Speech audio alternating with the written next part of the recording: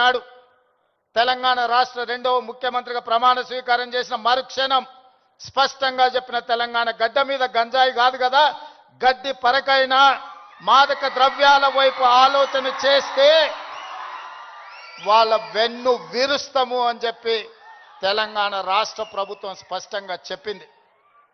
ఇవాళ మిత్రులారా, ఈ వేదిక మీద ఉన్న మేమెవరం పెద్ద పెద్ద బ్యాక్గ్రౌండ్ల నుంచి వచ్చిన వాళ్ళం కాదు. చరణ్కు బ్యాక్గ్రౌండ్ ఉంది, కానీ చరణ్ని ప్రభావితం చేసిన చిరంజీవి గారు ఏ బ్యాక్గ్రౌండ్ లేకుండా కష్టపడి కింది నుంచి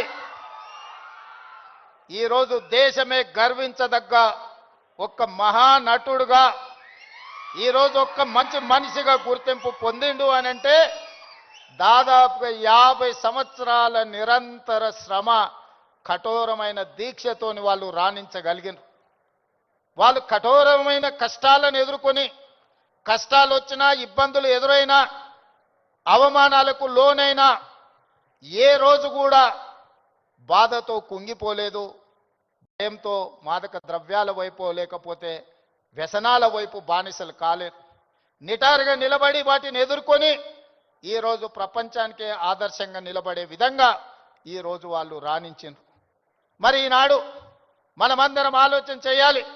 ఉద్యమ స్ఫూర్తి అయిన తెలంగాణ రాష్ట్రం, ఉద్యమాలతోనే సాధించుకున్న తెలంగాణ రాష్ట్రంలో ఈరోజు పాఠశాలల నుంచి కళాశాలల వరకు, కళాశాలల నుంచి యూనివర్సిటీల వరకు విద్యార్థులు గంజాయి ప్రభావితానికో లేకపోతే డ్రగ్స్ మహమ్మారికి బలైపోతున్నారు అని అంటే మనందరం చూసుకుంటూ కూర్చుందామా?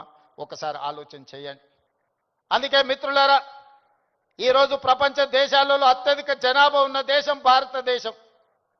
కానీ ఈరోజు మీరు ఆలోచన చేయండి, మొన్న జరిగిన ఒలింపిక్స్ క్రీడల్లో పుల్లెల గోపీచంద్ గారు తయారు చేసిన వాళ్ళు కాస్తో కూస్తో మెడల్స్ సాధించి, సానియా మిర్జా కావచ్చు, లేకపోతే పివి సింధు కావచ్చు, లేదా నిఖత్ జరీన్ కావచ్చు, లేకపోతే సిరాజుద్దీన్ కావచ్చు, వీళ్ళు క్రీడలలో రాణించి ఈ దేశ ప్రతిష్టను కాపాడింది.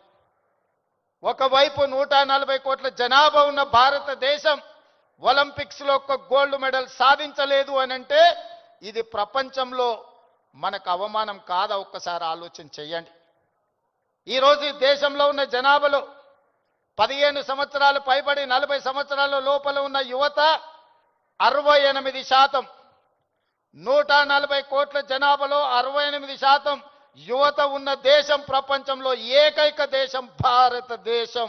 ఈ భారతదేశం ఒలింపిక్స్లో ఒక గోల్డ్ మెడల్ సాధించలేదు అని అంటే మనందరం ఆలోచన చేసి ఈరోజు ఒక నిర్ణయం తీసుకోవాలి. అందుకే మిత్రులారా, ఈరోజు మీ అందరినీ వేదిక మీద నుంచి ఈడికొచ్చిన వాళ్ళు 100 మందే ఉండొచ్చు, కానీ తెలంగాణ రాష్ట్రంలో ఉన్న లక్షలాది మంది విద్యార్థులను ఈ వేదిక మీద నుంచి నేను అడుగుతున్న మీ రేవంత్ అన్నగా, ఇది మన దేశానికి, మన రాష్ట్రానికి గౌరవాన్ని తెచ్చిపెట్టేదేనా? ఈ గంజాయికి బానిసలం అయితే ఈరోజు ఈ దేశం మనుగడ సాధిస్తుందా? ఇంతకుముందు మిత్రులు చెప్పినట్టు మన దేశం యొక్క యువ సంపదను నిర్వీర్యం చేయాలి అంటే విజయ్ దేవరకొండ ఒక అంశాన్ని ప్రస్తావించండు. ప్రపంచ దేశాల ఆర్థిక వ్యవస్థను అధిగమించి సాంకేతికంగా అన్ని రకాలుగా ఈ దేశం ముందుకు వెళ్తే ఈ దేశాన్ని ఇంకా ఎదుర్కోలేము అన్నవాళ్ళు ఏదో రకంగా మనల్ని దెబ్బతీయాలని చూస్తారు. ఆ దెబ్బతీయడానికి ఒకరు యుద్ధం ఎన్నుకోవచ్చు, ఇంకొకరు కోవిడ్ని ఎన్నుకోవచ్చు, ఇంకొకరు గంజాయి లేదా డ్రగ్స్ ఎన్నుకోవచ్చు. శత్రులు ఏమైతే కోరుకుంటున్నారో, ఏ ఆలోచనతో ఈ దేశాన్ని నిర్వీర్యం చేయాలనుకుంటున్నారో